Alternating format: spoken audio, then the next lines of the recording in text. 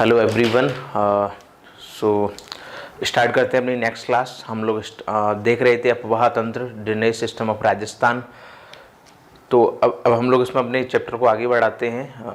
राजस्थान की अपवाह तंत्र में हम लोगों ने डिस्कस करी थी अरब सागर की तरफ जाने वाली नदियाँ, बे ऑफ बंगाल, बंगाल की खाड़ी की तरफ जाने वाली नदियाँ। अपन ने डिस्कस करी थी लूनी नदी, माही नदी, चंबल रिवर, उनकी ट्रिब्यूटरीज, उनकी सहायक नदियाँ, उन पर बने हुए डैम्स, कौन कौन से बांध उनके ऊपर बने हुए हैं, कहाँ पर हाइड्रो इलेक्ट्रिक प्रोजेक्ट पर भी अपन आगे देख लेंगे। और उसके अलावा उनकी क्या डिस्टेंस थी, क्या विशेषताएं थी, क्या उनके दूसरे नाम थे, वो सारा कुछ हम लोगों ने देखा था। ठीक है, तो उसी सीरीज़ में अब हम लोग आगे बढ़ते हैं। अब हम लोग जो अपनी नदियाँ बची हुई हैं, मेन नदियाँ एग्ज़ाम्स के पॉइंट ऑफ व्यू से वही डिस्कस करेंगे। बाकी छोटी मोटी नदियां हैं, आप अपने बुक्स वगैरह में देख करके पढ़ सकते हो, रीड कर सकते हो। ठीक है, तो आज हम लोग डिस्कस करने जा रहे हैं बनास नदी, जो कि चंबल नदी की ट्रिब्यूटरी है। सहायक नदी है चंबल नदी की, चंबल नदी में जाकर के वो मिलती है। उसमें देखते हैं इसका क्या ओरिजिन है, क्या उसका डिस्चार्ज पॉइंट है, कहाँ से शुरू होती है, कहाँ पर ख़त्म होती है, क्या उसकी विशेषताएं हैं, क्या उसकी सहायक नदियाँ हैं, कहाँ से होकर के वो निकलती है, वो सारा कुछ हम लोग डिस्कस करेंगे। ठीक है, तो चलो स्टार्ट करते हैं। उसके अलावा पश्चिमी बनास भी हम लोग देखेंगे, और उसके अलावा एक नदी और बचती है साबरमती नदी, वो भी हम लोग डिस्कस करते हैं। चलो तो स्टार्ट करते हैं। देखो, सबसे पहले अपन देखते हैं बनास नदी। बनास नदी ये है नदी, इसका स्टार्टिंग पॉइंट तो है ये, ओरिजिन तो है यहाँ पर, और डिस्चार्ज पॉइंट है ये। तो इसका ओरिजिन पॉइंट क्या हो गया, ये है। देखो, इसका ओरिजिन पॉइंट है राजसमंद है। राजसमंद जिले की खमनौर की पहाड़ियाँ हैं कुंभलगढ़ के पास में। ये कुंभलगढ़ भी है यहाँ पर, कुंभलगढ़ के पास में खमनौर की पहाड़ियाँ राजसमंद से ही शुरू होती है और उसके बाद में चलती है यहाँ पर। उसके साथ में एक नदी और मिल जाती है आकर के, बैराज नदी, और एक मैनाली नदी यहाँ पर आकर के इसके साथ में आकर यहाँ मिल जाती है, और यहाँ से आकर के ये कंटिन्यूसली चलती है। और एक दूसरी साइड से इसमें कोठारी नदी है जो यहाँ पॉइंट बनाती है, और वहाँ से आकर के कंटिन्यू चली जाती है। और ये जगह है, कौन सी जगह है ये, रामेश्वर जगह है। रामेश्वर जगह सवाई माधोपुर में है, और वहाँ पर ये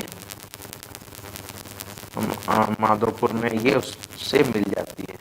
ठीक है, बनास नदी चंबल नदी में। चंबल नदी दक्षिण की साइड से, साउथ की साइड से, साउथ राजस्थान की साइड से ऊपर की तरफ आ रही है, दक्षिण पूर्व की तरफ आ रही है, और यहाँ पर सवाई आकर के मिल जाती है। और ये चंबल नदी आगे मिल जाती है यमुना नदी में, यूपी में, इटावा में, मुरादगंज पॉइंट पर। जैसा कि अपन ने कल की क्लास में डिस्कस किया था, राजस्थान और एमपी का बॉर्डर बनाती हुई निकल जाती है।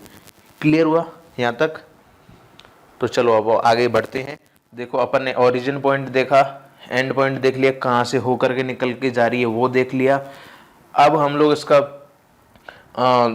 देख लेते हैं इसके दूसरे नाम क्या हैं। देखो, बनास नदी का देखो दूसरा नाम तो इसको वन की आशा भी बोलते हैं। बन इसका देखो, वैसे ही अगर नाम देखो तो बनास मतलब वन की आस, तो इसको वन की आशा भी बोलते हैं इस नदी को, इसका दूसरा नाम है। ठीक है, और इसकी जो लेंथ है वो है 512 किलोमीटर, 512 किलोमीटर है। और एक ऐसी नदी है जो राजस्थान में बहती है। देखो, राजस्थान से शुरू हुई, राजसमंद से शुरू हुई, कहाँ चली गई, सवाई माधोपुर में, ये रामेश्वर पॉइंट पर चंबल में मिल गई। तो राजस्थान के अंदर ही बही ना, राजस्थान के बाहर तो कहीं गई नहीं। तो एक राजस्थान के अंदर बहने वाली नदी है ये। ठीक है, उसके अलावा देखो, चंबल की सबसे लंबी सहायक नदियों में से एक है, काफ़ी लंबी नदी है, और ये अपने साथ में भी बहुत सारी सहायक नदियाँ लेकर के चलती है और आगे पॉइंट बना करके मिल जाती है। क्लियर हो गया यहाँ तक? अब इस पर अपन देख लेते हैं डैम कौन सा है। इस पर एक डैम आपने शायद अगर आप जयपुर को, तो आपने सुना भी होगा कि बीसल जयपुर प्रोजेक्ट था, बीसलपुर जयपुर प्रोजेक्ट था, तो वो गवर्नमेंट ने किया था। तो बीसलपुर डैम है इस पर। ठीक है, जो कि जिससे कि काफ़ी पानी की पूर्ति होती है, लगभग शायद यहाँ पॉइंट पर होगा। ठीक है, तो ये तो हो गया बीसलपुर डैम। अदर नेम देख ही लिया अपन ने, लेंथ देख ही ली। ट्रिब्यूटरीज देख लेते हैं, यहाँ से स्टार्ट होगी, तो एक यहाँ से स्टार्ट होने वाले सबसे पहले एक साइड से मिलती है इसमें बैराज, मैनाली, दूसरी साइड से मिलती है कोठारी। उसके अलावा भी और नदियाँ मिलती हैं, जैसे कि अपन और नदी में देख लेते, खारी नदी भी है, दाल नदी, मोरेल, ठीक है, और नदी भी है इसमें छोटी छोटी जो इसमें आकर के मिलती हैं और आगे कंटिन्यूसली चली जाती हैं। अब थोड़ा सा कल की वीडियो में भी किसी का एक क्वेश्चन आया था कि सर लेफ्ट राइट में कंफ्यूजन कैसे। देखो लेफ्ट राइट का मतलब अपन लेफ्ट राइट यूज ना करके अपन देखेंगे एक साइड से कौन सी मिलती है दूसरी साइड से कौन सी मिलती है। क्योंकि देखो अगर नदी यूं बह रही है और आप अगर यूं यहाँ पर खड़े हो गए इधर की तरफ मुंह करके देख रहे हो तो ये आपका लेफ्ट हो गया, ये अपना राइट हो गया। लेकिन आप अगर इधर मुंह करके खड़े हो तो ये अपना राइट हो गया, ये अपना लेफ्ट हो गया।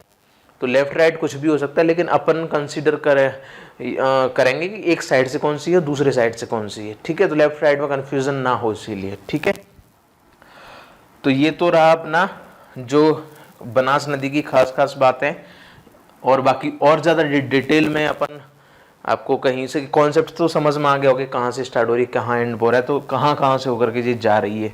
ठीक है, और यहाँ पर आप देख सकते हो कि कौन कौन से पॉइंट ये आगे बनाती है आगे और कहाँ पर मिलती है। ठीक है, तो आप देख सकते हो यहाँ पर कौन कौन से ज़िले हैं, उन ज़िले को कंसीडर कर सकते हो। जो जो ज़िले इस लोकेशन में आ रहे हैं उन सारे ज़िलों से होकर निकलेगी।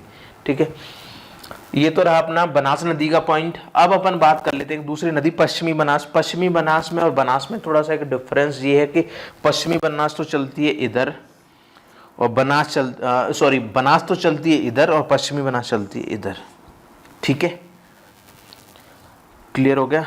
अब पश्चिमी बनास के बारे में देखते हैं। वेस्ट बनास भी इसको बोलते हैं। कहाँ कहाँ होकर के जाती है ये एक बनास सिर्फ राजस्थान के अंदर है। पश्चिमी बनास राजस्थान प्लस गुजरात, ये राजस्थान, ये है भाई पश्चिमी बनास, ये वाली नदी पश्चिमी बनास नदी राजस्थान में और फिर गुजरात में। देखो ये है अपना सिरोही, और सिरोही में ये पिंडवारा विलेज है। यहाँ पर पिंडवारा विलेज से होकर के ये इसका ओरिजिन है। अरावली की रेंजेस हैं, अरावली की पहाड़ियों का इसका स्टार्टिंग पॉइंट हो। अरावली की पहाड़ियों से जो पानी बह करके आता है वो यहाँ से पिंडवारा से शुरू होकर के सिरोही से शुरू होकर के आती है और गुजरात में ये निकल जाती है। ठीक है, इसकी टोटल लेंथ कितनी है 266 किलोमीटर बहती है टोटल ये। और कहाँ जाके मिल जाती है रन ऑफ कच्छ, कच्छ के रन में जा कर के ये विलुप्त हो जाती है या मिल जाती है। ठीक है, इसकी सहायक नदियाँ कौन सी है, देखो एक सीपू इसकी सहायक नदी है, इसमें एक सीपू डैम भी है आप ठीक है कंसीडर कर सकते हो। आई एम नॉट श्योर कि ये गुजरात में कि राजस्थान, लेकिन सीपू डैम भी है इस पर। ठीक है, क्लियर हो गया यहाँ तक। ये तो रहा इसका बात पश्चिमी बनास की, जो कि वेस्ट की साइड में अपन की नीचे की साइड में जा रही है और जस्ट अपोजिट साइड में कंसीडर कर सकते हैं बनास को और पश्चिमी बनास को। ठीक है, इसीलिए इनको अलग अलग कैटेगरी बनाई है, बनास अलग और पश्चिमी बनास अलग। अब बात कर लेते हैं तीसरी नदी जो बच गई अपनी साबरमती नदी।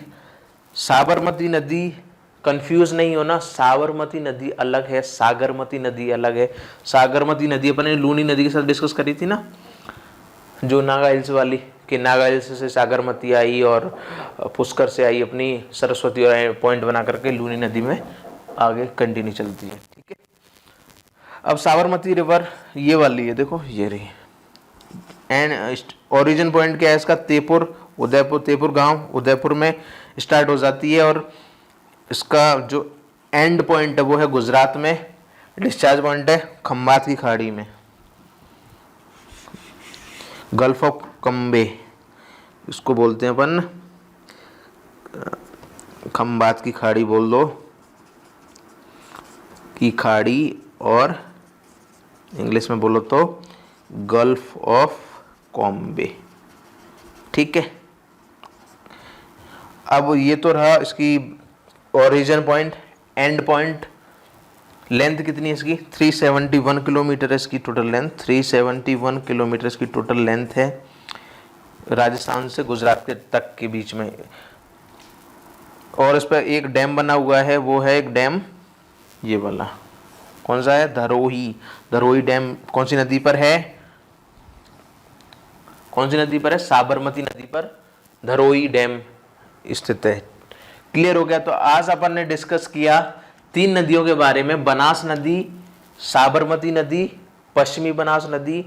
एक बार हल्का हल्का रिवाइज कर लेते हैं जल्दी जल्दी। सबसे पहले बनास नदी कहाँ से स्टार्ट होती है, राजसमंद से, खमनौर की पहाड़ियों से ओरिजिन पॉइंट है रामेश्वर जगह, सवाई माधोपुर में चंबल में जाकर के मिल जाती है। चंबल नदी की सबसे लंबी सहायक नदी है। इसकी एक साइड से सहायक नदियों में तो कोठारी, खारी, दाल, मोरेल ये नदियों की, दूसरी साइड से बैराज, मैनाली दूसरी साइड से आने वाली नदियां हैं। ठीक है, जो इस पर अलग अलग जगह पर पॉइंट बनाती हैं और आगे निकल जाती हैं। क्लियर हो गया यहाँ तक? बाकी अपन थोड़ा सा टाइम का प्रॉब्लम है, अपन डीप में भी पढ़ेंगे। आगे आने वाली क्लासेस में थोड़ा सा डीप में जाएंगे और डीप में डिस्कस करेंगे। वीडियोस क्लासेस भी लंबी होंगी और चीज़ों को अच्छे से समझेंगे। ठीक है, थोड़ा सा टाइम को लेकर के थोड़ा सा है इशू, बट फिर भी कोशिश करेंगे कि अपन जितना डीप में जा सकते हैं डीप में जाएंगे, जितना डेटा को अपन डीप में समझ सकते हैं, प्रॉपर कौन से ज़िले में की कौन सी जगह पर होकर के जा रही है, उस जगह पर कितनी डिस्टेंस वो कवर कर रही है, वो सारा कुछ डीप में अपन अगले उसमें देख सकते हैं। अभी एक बार आइडिया ले लो, फिर अपन डीप क्लासेस भी स्टार्ट कर लेंगे बाद में, डिटेल्ड क्लासेस, बड़ी क्लासेस, लंबी क्लासेस। ठीक है, तो क्लियर हो गया ये? तो मेरे हिसाब से यहाँ तक क्लियर हो गया। तो आज अपन इस टॉपिक को फिनिश करते हैं। अपन कल के टॉपिक में या तो अपन ले सकते हैं लेक ऑफ राजस्थान,